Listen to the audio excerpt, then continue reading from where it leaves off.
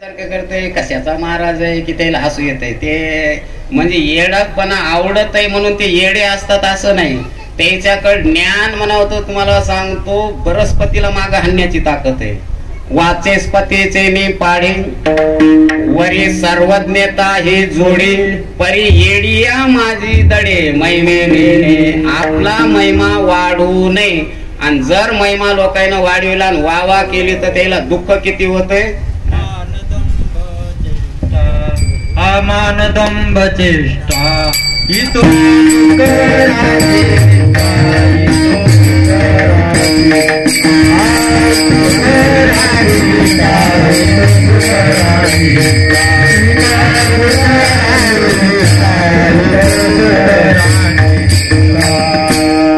तुको करायचं सडे तोड बोलला आहे. कशाला उत्तर तुको करायचं आहे. मानदंभ चेष्टा आणि हे तो सुखराची विष्ठा इष्टा खाणाऱ्या प्राण्याची विष्ठा. किती कौतुकाने बोलणे. विष्ठा खाणाऱ्या प्राण्याची विष्ठा म्हणजे मोठेपणा तितका बेकार आहे.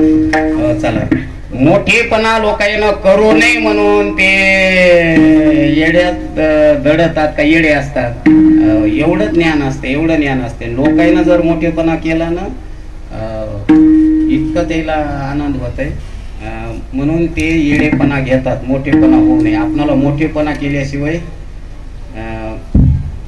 आनंद होत नाही. आणि त्याला मोठेपणा दिल्यावर किती दुःख होत आहे त्याच्याच पुढची वय आहे.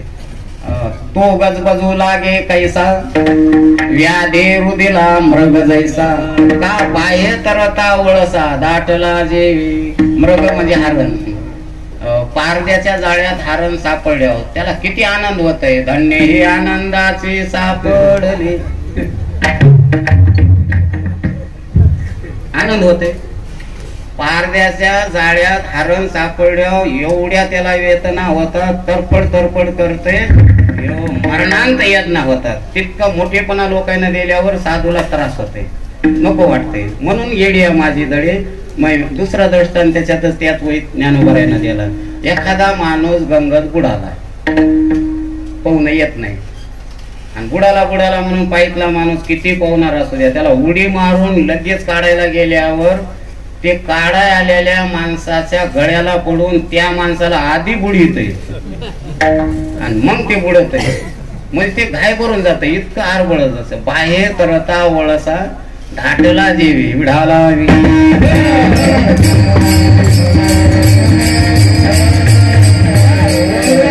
म्हणजे त्याच्या नजरेला एकच दिसतंय. हे अमुक जातीचं आहे हे आपलं नाही तुपलं नाही असं नाही.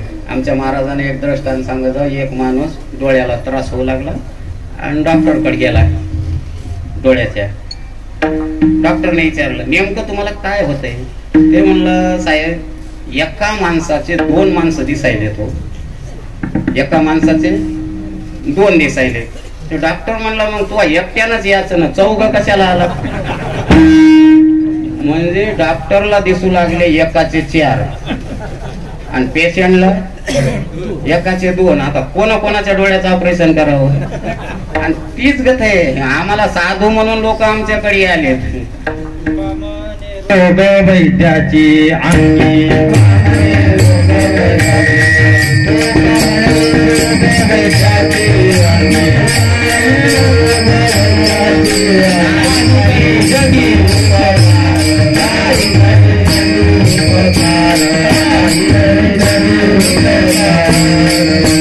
द्वंद्वातीत म्हणजे त्याला 2 दिसूच नाही तर 4 दिसल्यावर मग कोणाचं ऑपरेशन करावं.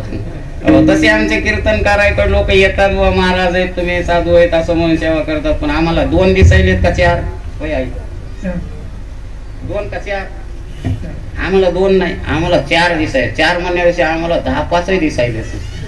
1 नाही 2 नाही 10-10 दिसायले. तर हे आमच्या डोळ्यातला भेद. ज्या महात्म्यानं द्वंद्व म्हणजे दुरावलो त्यांना 2 दिसतच नाहीत एकच दिसतंय.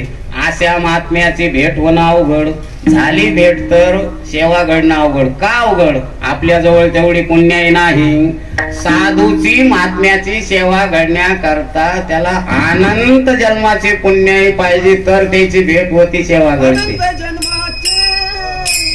सुकृत पदारी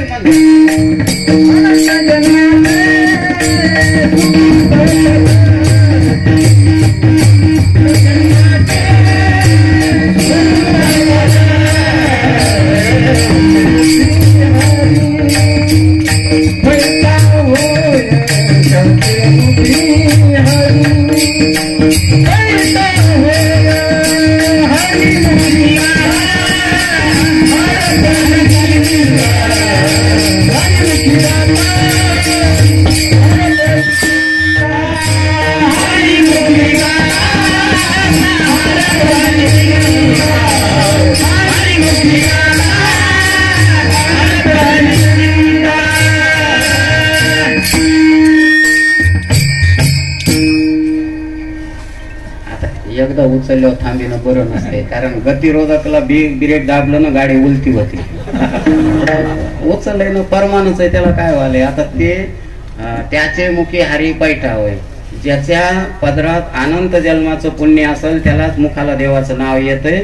तसंच अनंत जन्माची पुण्य असेल तर साधूची भेट होती.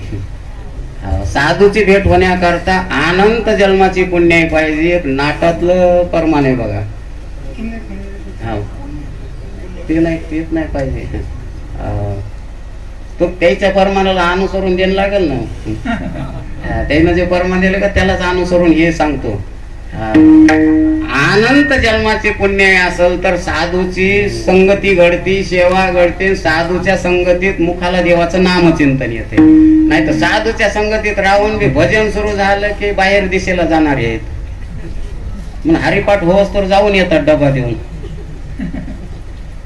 आणि आता इथं हरिपाठ होत असेल तर आता बाहेर जायचं नाही. इथंच बाथरूम बांधलंय बाबानं, तर बाथरूम मध्ये गेल्यावर ज्ञानदेवा परमान झाल्याशिवाय बाहेरच येत नाही. मग आता मधात काय करीत असेल, दुसरं काय करायचंय, मोबाईल बघायचा. आता त्या मोबाईल मध्ये माणसं लेकरं इसरायलेत. मोबाईल पाहत पाहत भिताडाला टिचायले. वस्तुस्थिती आमच्या इथं मोबाईल बघत बघत इरीतच गेलो नीट. आता संडास इसरणं कोणचं अवघड आहे. आणि मग ते मोबाईल बघणं झाल्यावर मग म्हणायचे सपन की राणी तर बाहेर झाल्यावर येते. हजारो जन्माचे पुण्य तिळा तिळानं साचलेली असेल तर मुखाला नामचिंतन येते. साधूची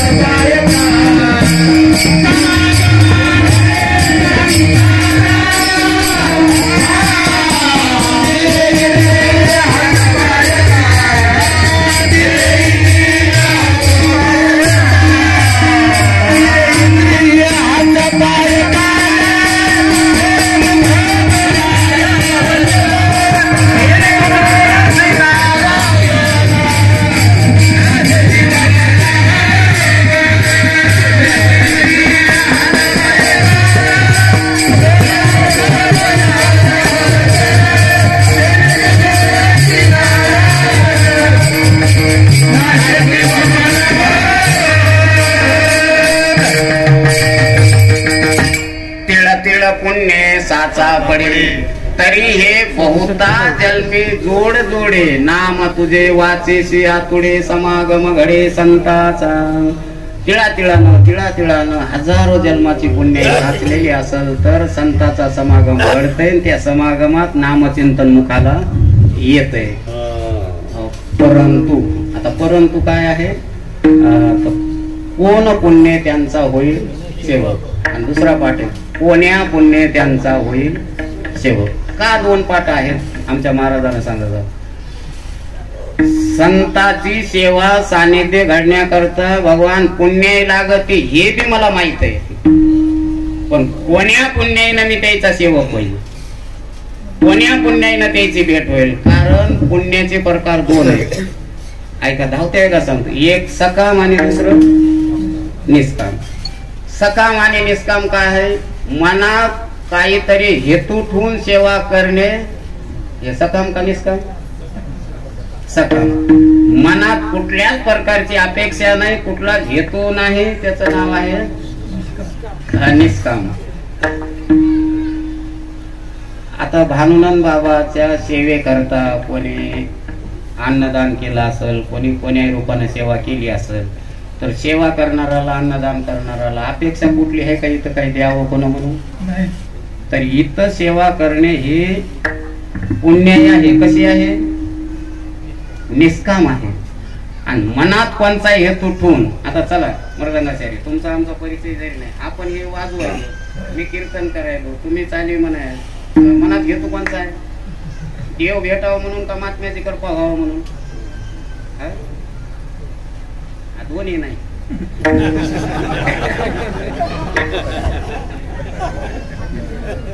आता सरळ आम्हाला काही गाव आहे ना लोकांमध्ये, महाराज आता ब्रह्मज्ञान सांगू नका बरोबर, कोणी काही ऐकणं झालंय, कोणी काही देव होत नाही, आता काय सगळे तुकाराम महाराज होत नाहीत, असं कीर्तन झालं पाहिजे झिंगाट. आता कीर्तन झिंगाट असते, पण ते लोकांना झिंगाटच आवडायले. आणि मग ते अरे कीर्तन हे देवाच्या प्राप्ती करता आहे, आणि देवाची प्राप्ती करून घ्यायची असेल तर संताविना प्राप्ती नाही. मग त्या संताची, महात्म्याची भेट होण्याकरता, सेवा घडण्याकरता कोणती पुण्य पाहिजे? नाथ महाराजाला विचारा. मनात हेतू ठेवून केलेली सेवा, त्या सेवेनं ती पुण्य आहे, वाया जात नाही. पण संताची भेट होत नाही. संताची भेट होत नाही तर देव तर लांबच राहिला. आता एक माणूस गायीची इतकी सेवा करू लागला, तिला हाताने हिरवा चारा, घास चारणे, ती खल्ली म्हणा, सुग्रास म्हणा, पेंड म्हणा, हाताने चारणे, तिला चोंबाळणे. मग लोक म्हणू लागले, काय तुमची भक्ती हो, तुकोबरायच्या म्हणण्या परमान भूत दया गाई, काय गायीची सेवा आहे? ते म्हणला, महाराज अशी सेवा केल्याशिवाय ना असं खाऊ घातल्याशिवाय दूध कशी देईल? मग गायीची सेवा गायीमुळे आहे का दुधामुळे? गायीची सेवा आहे पण दुधामुळे.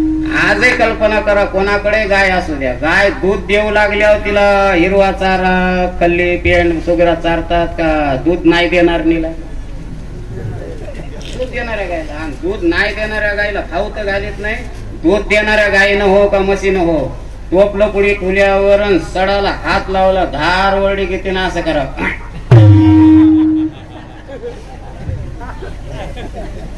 माणूस तिला चोंबाळ येत आहे का बसकेला येतो?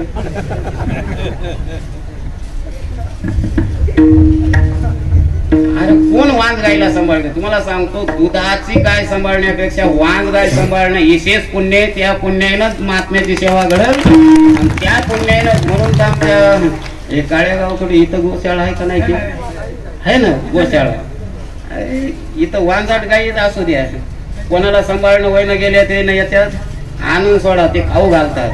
नाही तर आपण व्यवहारिक लोक आहो, नाही गायनं दूध दिल्यावर तिला सरळ म्हणतो, दारा थांब, तुला खाटकाच्या दारात नेऊन बांध.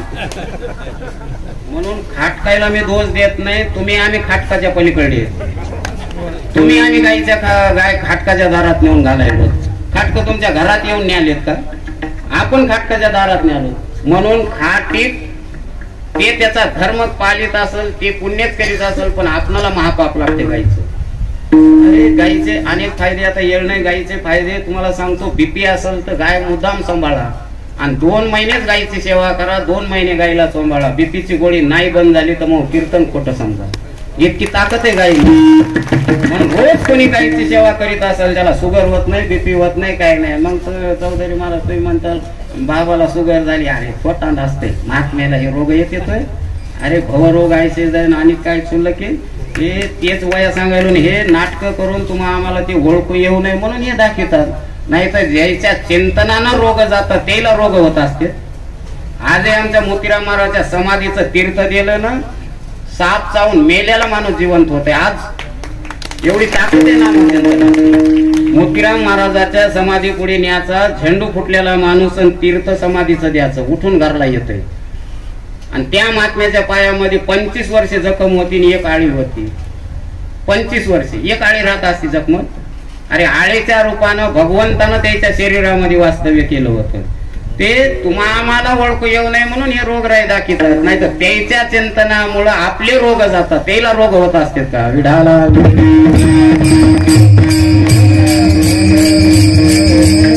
शिवांग गाय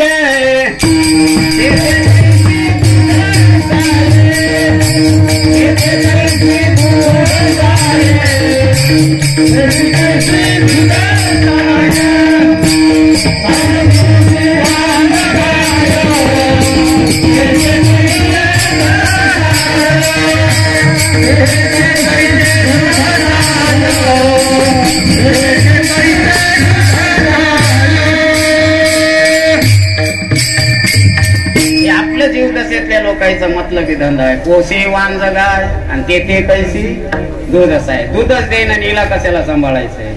अरे दुधाच्या गायीची सेवा वाया जाणार नाही, पुण्यच लागल. पण मनात येतो दुधाचा आणि सेवा गायीची, या पुण्यानं साधूची भेट होत नाही. मग कोण्या पुण्यानं होती? काय का पुढची वैनाथ महाराजाची